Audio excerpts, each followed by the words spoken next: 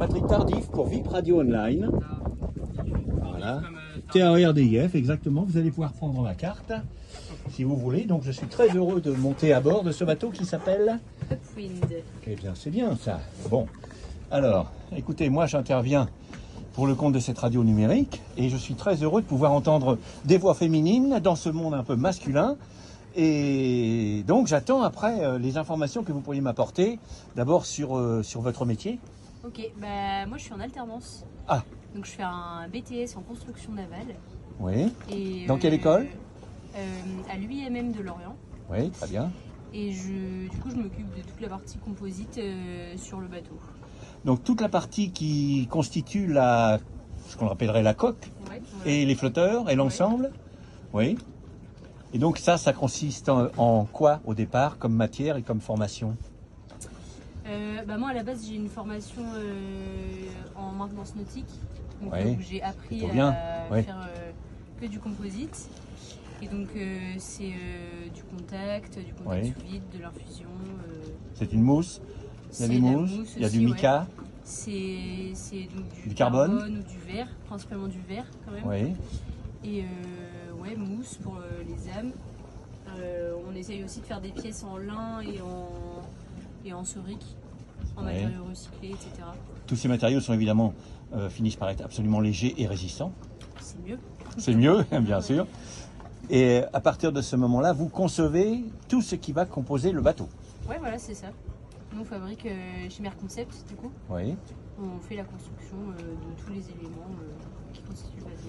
Uniquement les catamarans ou également les monocoques? Chez Merconcept, il y a aussi des monocoques, massifs par exemple. Oui, oui, je les ai vus. Les Guinaires oui. sont là-bas, les IMOCA. Oui. Et puis il y a SVR, le plus grand trimaran, et donc Upwind. D'accord.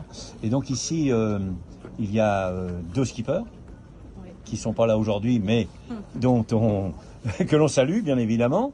Et vous êtes resté à bord jusqu'au départ?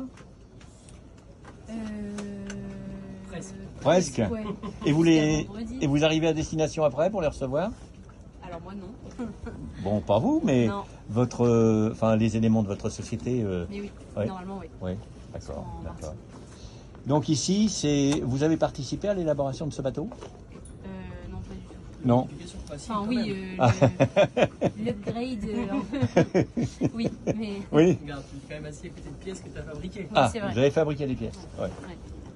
Alors qu'est-ce que c'est comme pièce par exemple? Ça par exemple. Oui, d'accord. Donc c'est du formé. Quoi d'autre? Oui, c'est vrai. Ah oui, les supports, les winch, enfin support de winch, Voilà, le support de siège, la cuisine. Oui. Ah oui, d'accord, la cuisine est bien équipée, hein? Oui. Voilà. Et vous aimez la mer? Oui.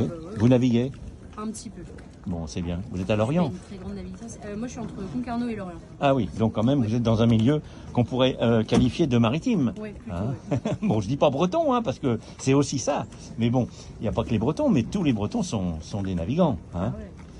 C'est la moindre des choses. Bon, écoutez, merci pour cette belle explication et puis cette gentillesse, parce que je suis ici pour essayer de comprendre un petit peu, faire comprendre à nos auditeurs ce que représente un bateau comme ça qui va aller se retrouver dans des conditions de mer qui vont être forcément difficiles.